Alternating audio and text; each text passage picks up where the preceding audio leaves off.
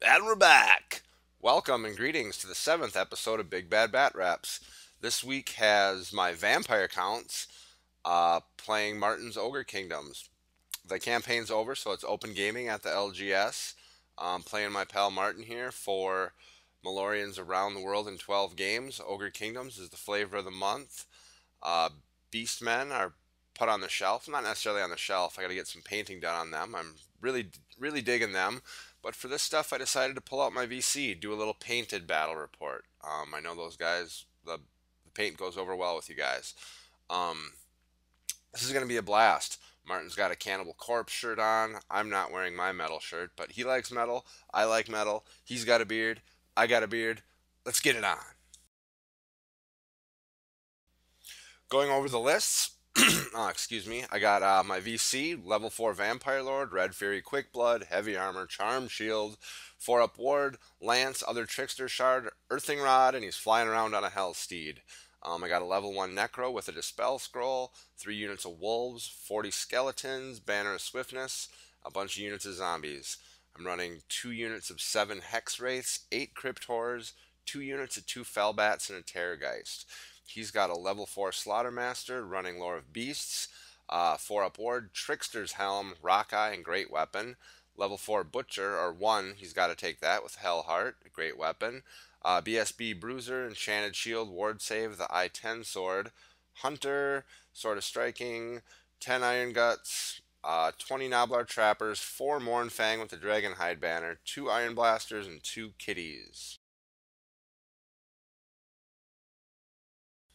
My level 4, I roll up and I get Invocation of Nehek, Van Hell's Dance Macabre, that's money, Hellish Vigor, and Raise Dead, which is also good. I got a ton of chaff in the list, but Raise Dead's always good for getting it where you need it, when you need it. My level 1 Necro didn't even roll, he just takes Invo. He's going to do some zombie farming.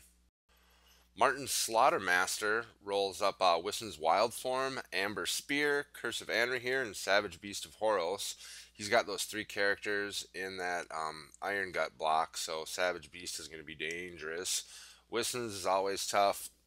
Amber Spear could cause trouble with my Terrorgeist, Vampire Lord. I mean, that's just a dangerous spell. His level 1 Maw has Bone Crusher, which is a magic missile, which could also cause trouble for my Hex Wraiths. This is meeting engagement scenario. He had that Iron Blaster and the cat held in reserve there to the left of that rocky spire, and I had 1 unit of Hex Wraiths held in reserve. That kind of hinders my movement things. I really like to get those up in the grill, so I'll have to use a little restraint here in the early turns, I think. This is after Vanguard moves. We start out pretty much, I mean, we're not that far away from a part. It's meeting engagement. I Vanguard my Hex Wraiths up. He's got a Hunter with the kitty there. They can't really Vanguard much at all. His Noblars, I think, might have Vanguard. I'm not sure. But my Wolves don't have much room to maneuver over there with their Vanguard either. And here's just a little pic of my, largely the most of my army. You can't see the 3 units of Dire Wolves, but I do paint models and I do have painted armies. Hope you guys enjoy it. Of special note here, meeting engagement, he won the roll off and had to deploy his entire army first. Again, cannon and the kitty held in reserve. Then I deploy all my stuff after. So I kind of get to counter deploy. Um, Unfortunately for Martin here, I do roll a 6 and steal the initiative. So I'm going to get first turn after counter deploying him. It's going to be, well, an uphill battle, I think. So VC turn 1 movement, I soul stride my Hex Race through his Hunter and Kitty combo there.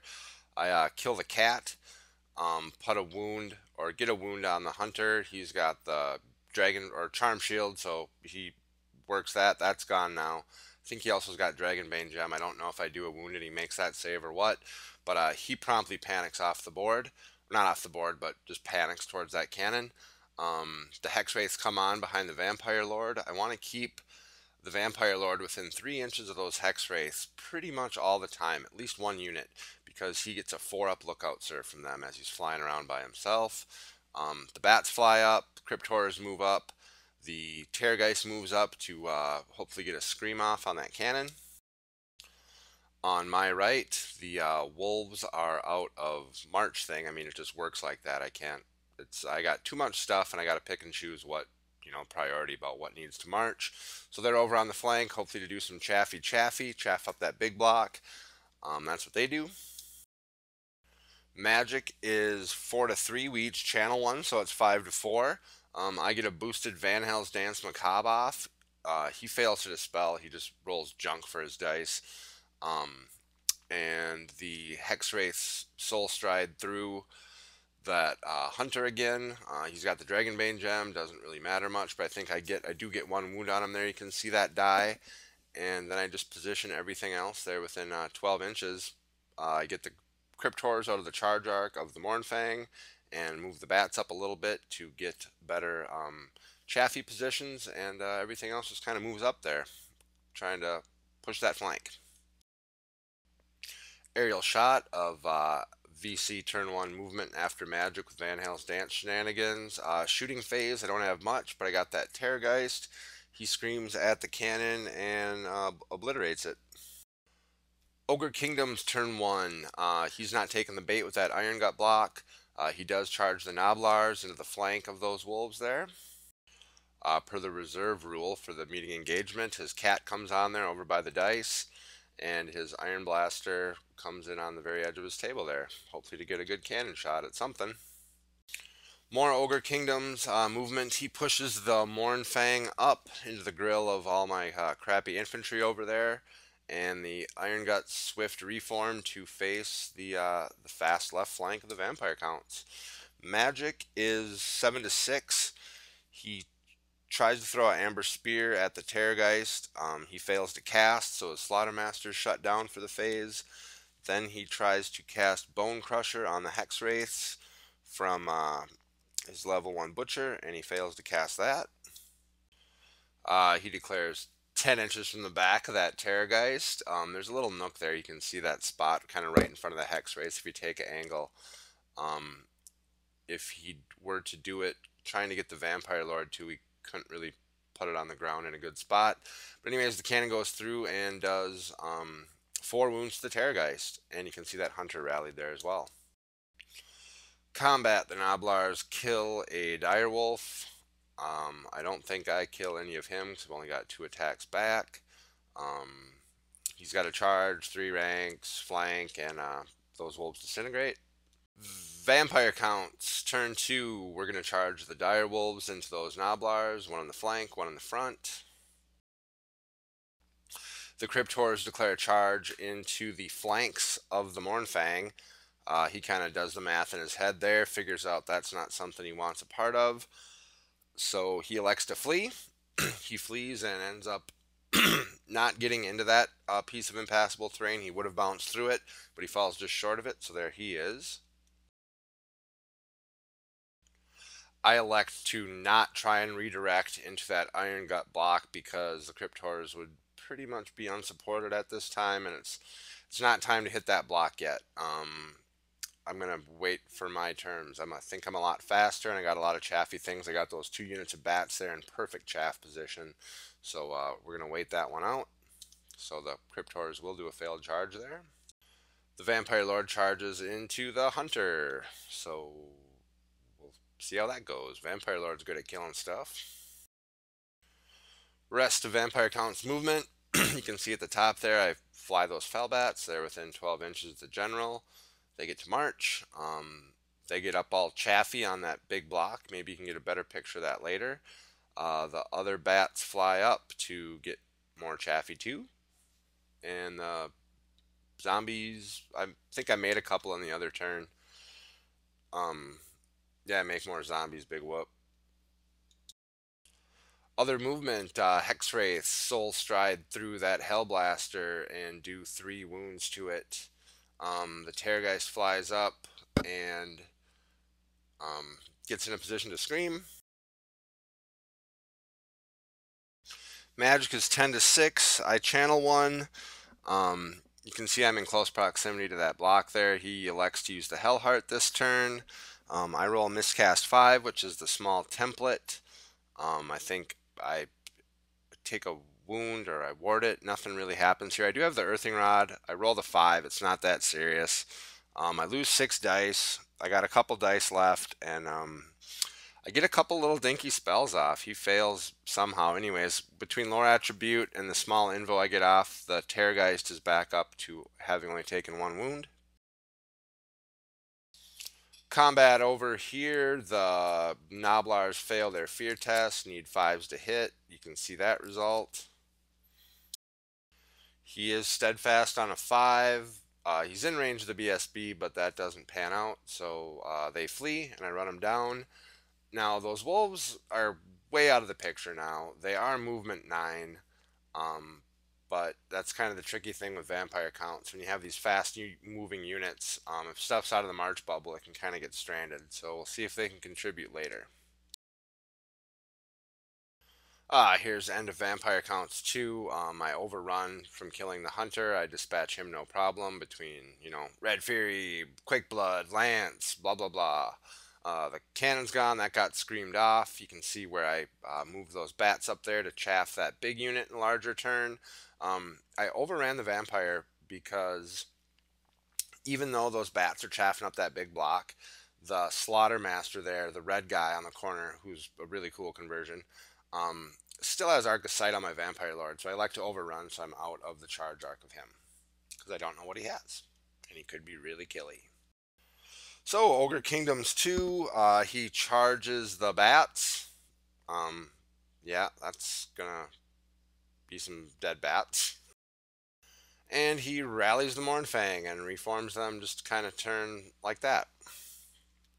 But hopefully for right now, they're kind of out of the picture, which is a-okay with me. And there's tons of zombies and bats and such over there to hopefully keep those guys out of the picture for a turn or two while I deal with that big block.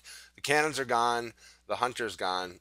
Excuse me. He's pretty much left with those Mournfang and the big block now. And I have a ton of stuff and a lot of chaff left. So we're going to try to whittle down that big block until I can get an advantageous charge. Magic is 6 to 4 for him. He casts Wissens, gets a really big number. I'm not really concerned about it because I'm not going to be in combat with him in any time soon, so I let that go. Then he throws a couple of dice at Curse of Andrew here on some Hex Wraiths, which I dispel with the rest of my dice. Vampire counts turn 3. There's no charges. I'm super mobile. He's got those 2 units left, and I got a ton of stuff. I move the bats to chaff up that big block again. Move the Terrorgeist over to scream at those Mournfang. The 2 Direwolf units just reform. I move the zombies up a little bit to chaff there. The skeletons just kind of are out of the picture. They don't really matter in this game at all. I soul stride through the ogres with both of my units of Hex Wraiths and nick a couple wounds off there.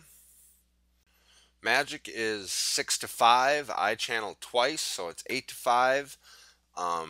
I throw a couple dice at boosted Van Hels's Dance Macabre, looking to soul stride those 2 units of Hex Wraiths through those ogres again. Get a bunch of wounds. He's not interested in that, so he dispels that. I make a new unit of zombies with Raised Dead in between the Iron Guts and the Mournfang there to hopefully chaff up in a later turn. Yeah, that's it for magic. Shooting phase, I got that Terrorgeist in a good position to scream at the Mournfang. He screams off 2. He is in Inspiring Presence range of the General, but I got 6 wounds still, and I think I roll like a 8, or no, I think I roll 9 or 10. Enough to remove 2 Mournfang. Ogre turn 3, he charges those bats that were chaffing him up. The Mournfang charge into the zombies that were right in front of them. That's it for movement. I mean, those are the only 2 units he has left. Magic is 3 to 2. He channels 2. He chucks a couple dice at Wissen's Wild Form, and I dispel it because I'm not quite sure if I'm going to jump in there yet. I don't want that to happen. And he fails to cast, I want to say Amber Spear or something. I have really bad handwriting on my notes, but that doesn't go off. So in combat, those Iron Guts totally kill those two bats. I think he even got Ogre Charge on it, so like the impact hits wiped him out. The Mornfang dealing with the zombies, they go to town on them, but there's one left there, so that's super duper cool. We will always call that last zombie Frank. Frank the zombie, hanging on. Here's a little aerial shot of post Ogre 3. He reforms to face the Hex Race, Vampire Lord, and Cryptors that are all over there. They kind of got him surrounded. We're playing that Soul Stride game.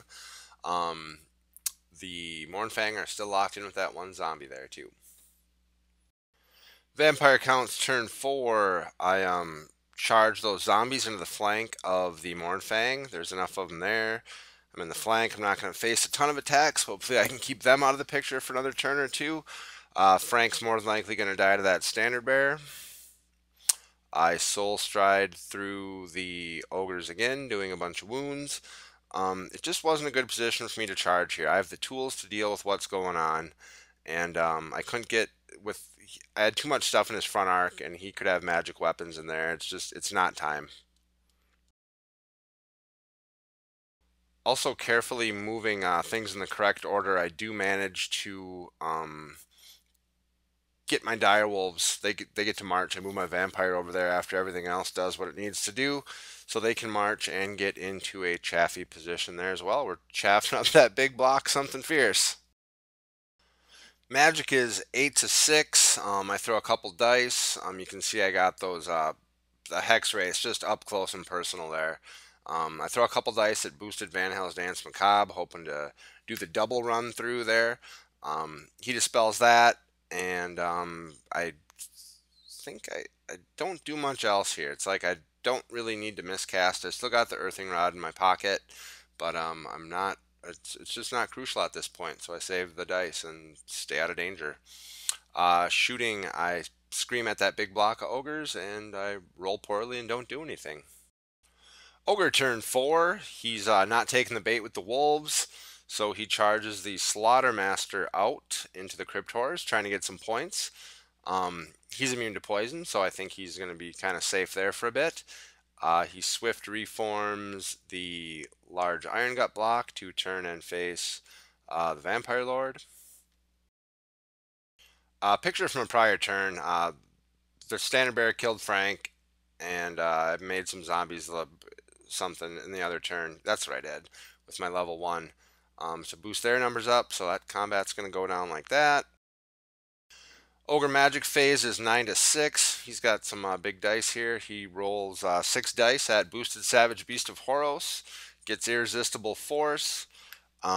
Miscast number 4. That's the large Strength 10 template.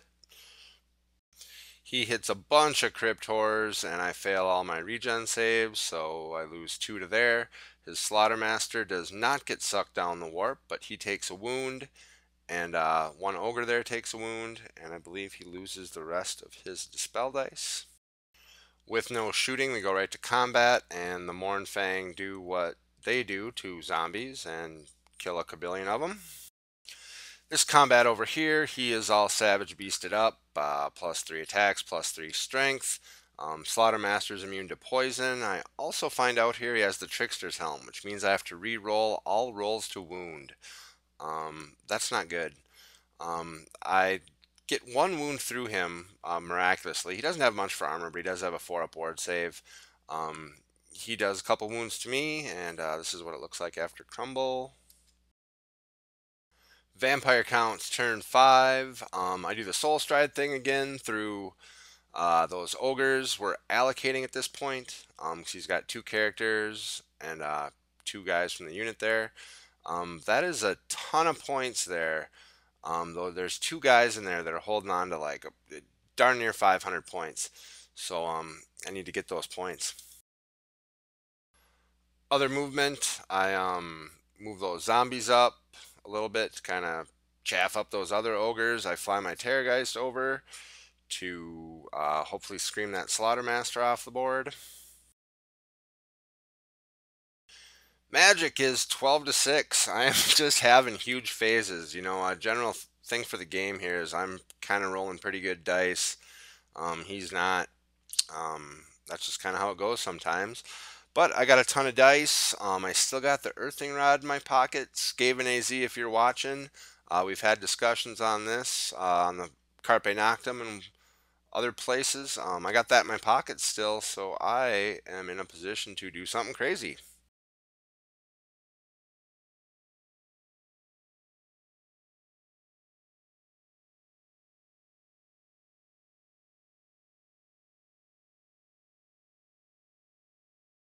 And I throw 6 dice at a boosted Van Hels's Dance Macabre. Yeah, this is going down. So I use that. I soul stride through those guys again. We're still doing allocation. I do a couple more wounds here and there. But more importantly, I got rerolls to hit on those crypt horrors and kind of everything around me for the next turn, which is a good thing. The miscast, I roll a miscast 11. I don't want that to happen, so I use my Earthing Rod and get miscast 7, which is everyone in base contact with the vampire takes a strength something hit, but there is nobody in base contact with the vampire, so nothing happens. Mwahaha!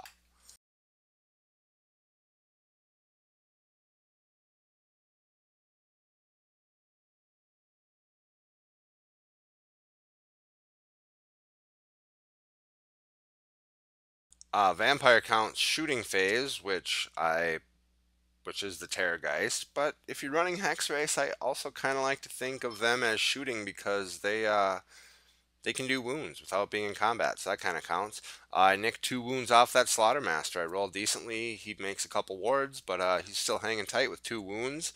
I hear the Mournfang in combat continue to go to town on zombies. And again, we got another Frank hanging out there. Frank the zombie, one left after Crumble. Combat with the Slaughtermaster and the Cryptors. He is um, no longer Savage Beasted, so he's got not a ton of attacks. He does a couple wounds. I think I take 1. My regen's kind of holding out here. That's a good deal. Ogre Kingdom's turn 5. Martin trying to get some points here. Charges those remaining Iron Guts and remaining Iron Gut and 2 characters into the zombies in an effort to get some points. Sadly for him, those zombies were made by Raised Dead and provide no points. Magic was 3-2. He tries to get Savage Beast off on that Slaughtermaster again. Again, trying to hinder me from charging into, or counter charging in rather. I still have my Dispel Scroll on my level 1, so I use that. Combat, the Mournfang dispatched the second Frank. He's dead. I think they reform or do something. Those ogres make paste out of those zombies and get a delicious snack for their effort, albeit probably not too tasty of one. Their overrun takes them just a little bit short of those wolves. This is what it looks like after turn 5. You can see the crumble result from the Crypt Horrors from last turn. Um, that unit of ogres, there's still one guy in there, like a 500 point dude. He's out of the charge arc of my Hex Wraiths now, and I'm not really sure what to do there. Vampire counts turn 6. I'm going to try to get some points here. It's mop-up time. I'm going to charge my Vampire Lord into the flank of that Slaughtermaster. I'm going to charge Hex Wraiths into the flank because I know he's got a great weapon and it's not magical. Other movement, I Soul Stride my Hex Wraiths, the other unit, through those the remaining Iron Guts there. The Iron Gut and the 2 characters. We randomize. I kill the champion and put a wound on the other dudes. So got that 500-ish points or maybe a little bit less for that unit. That's good. I also move my Terrorgeist over to scream at the Mournfang.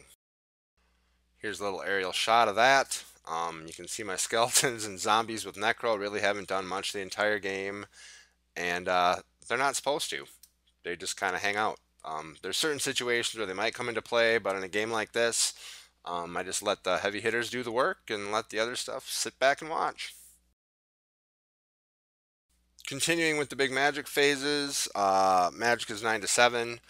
I'm going to cast a small invo on where the Vampire Lord is. He brings back a couple Cryptors. I don't know if I get a picture of it or not, but It's really not that important. I also get a small Hellish Vigor off on the Vampire. I know he has Trickster's Helm, which makes me reroll wounds. I don't want anything bad happening there, so I'm going to reroll to wounds. So I'm going to roll a bunch of dice and then roll them all again. Shooting phase sees the Terrorgeist scream off those last two Mournfang. I had really good screams this game, aside from one time I rolled a 3 and didn't do much. But Mournfang are dead. More points there. And no big surprise here, the Vampire Lord easily dispatches the Slaughtermaster. Quick Blood, Red Fury, Lance, rerolling to hit, rerolling to wound. Other Trickster's Shard as well, so his ward's really no good there. And yeah, that's going to be the game. A little recap here. Martin played a great game. He likes metal. We have beards. Awesome. It was kind of unfortunate for him in the early stages of the game where I got to counter deploy and I stole the first turn. That kind of set the stage for the entire game, and I just had enough chaff and stuff to keep that block occupied. Hexwraiths doing their thing. Awesome screams from the TG. This was just kind of a game where everything panned out for the VC. Hope you enjoyed it. If you like what you saw, like, comment. If you haven't subscribed, what are you doing? We'll see you next week.